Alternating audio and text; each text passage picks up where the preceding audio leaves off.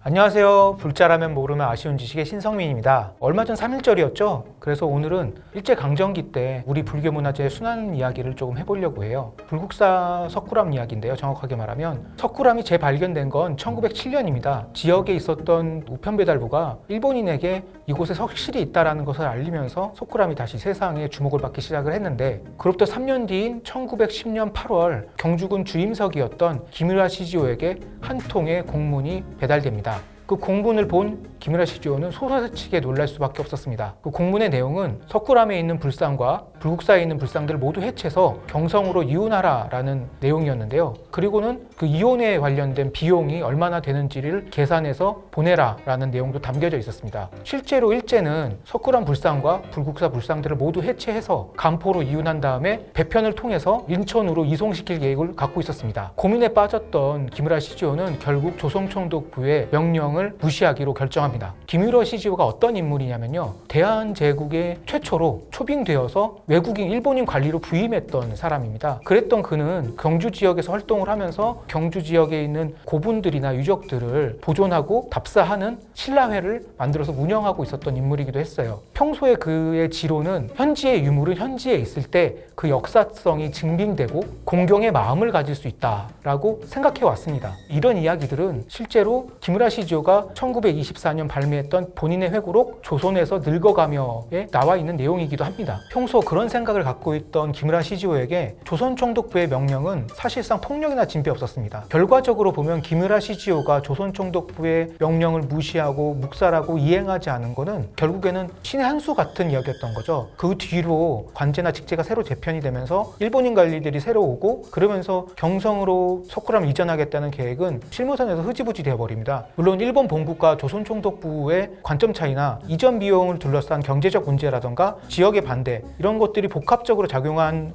결과이긴 했지만, 어찌됐든 기무라 시지오가 조선 총독부의 명령을 무시하고 이행하지 않은 것은 역사적인 사실입니다. 그럼 일제는 대체 무엇을 어떻게 하려고 석굴암을 해체해 경성으로 보내려고 했을까요? 이와 관련해서는 최근 재미있는 연구 결과가 하나 발표가 됐는데요. 경북대 인문학술원 연구원으로 활동하고 있는 아라키 준이라는 일본 분이 계신데, 이분이 지난해 연말에 경주 남산주재 학술대회에서 석굴암을 대체해서 경성으로 옮겨졌던 기운의 불상들이 있었다라고 주장을 해서 눈길을 끌었습니다. 아라키 연구원에 따르면 석굴암을 경성으로 이전하려고 했었던 장본인인 데라우치 총독은 일선 동조론이나 정책성론 같은 신민사관의 신봉자이자 대표주자라고 봤습니다. 잠깐 부연 설명을 하자면, 일선 동조론은 한마디로 일본 야마토 민족과 한국 한민족이 한 부대라고 보는 건데요. 일본이 형이고 조선이 동생, 그러니까 일본을 좀 더 우위에 놓는 사상으로 한국 식민화 정책이나 민족 말살 정책이나 이런 거에 정책의 이론적 바탕이 됐던 그런 사상입니다. 정책성론은 쉽게 말해서 사회가 발전하는 단계가 있는데, 원시 공산사회, 고대 노예제 사회, 중세 봉건사회, 근대 자본주의 사회, 마지막엔 사회주의 사회, 사회 발전 단계가 있는데, 조선은 고대 사회에 머물고 있다는 겁니다. 당시 일본 학자들은 19세기 말 20세기 초 조선 사회가 일본의 10세기 헤이안 시대 말기와 비슷한 수준이다, 이렇게 주장하기도 했죠. 사실상 말도 안 되는 이야기인데요. 어쨌든 그 당시에 그 사람들은 이렇게 주장했습니다. 자, 이렇다 보니 석굴암 같이 아주 유례없는 뛰어난 문화재를 발견하게 되자 일본 제국주의자들은 이렇게 선전하게 됩니다. 봐라, 일본이랑 엄청나게 교류를 많이 했던 신라시대 때는 이렇게 뛰어난 문화를, 그 다음에 유산을 남길 수 있었다. 하지만 더 이상 너희들이 발전을 못하고 조선시대 때 와서까지 고대 사회에 머물러 있었기 때문에 이제는 우리가, 형제국가인 우리가 너희들이 근대국가로 나아갈 수 있도록 도와주겠다, 이런 식으로 주장하게 되는 거죠. 그래서 방금 말씀드린 대로 이런 식민사관의 대표주자였던 데라우치 총독은 한일 합병을 기념해서 조선 왕조의 상징인 경복궁을 해체해서 부수고 석굴암을 그곳으로 이혼을 해서 새로운 시대가 열렸음을 선언하고자 했던 겁니다. 결국 데라우치 총독의 그 석굴암 이전 계획은 결국 무산되지만, 데라우치 총독의 야망은 멈추진 않았습니다. 되려 석굴암을 대신해 그곳에 세울 대체품들을 찾아댕기죠. 1915년 조선물산 공진회라고 해서 박람회가 열립니다. 이게 경복궁에서 열리게 되는데, 그 경복궁 메인홀에, 중앙홀에 석굴암과 똑같은 구조의 석실을 구성하게 됩니다.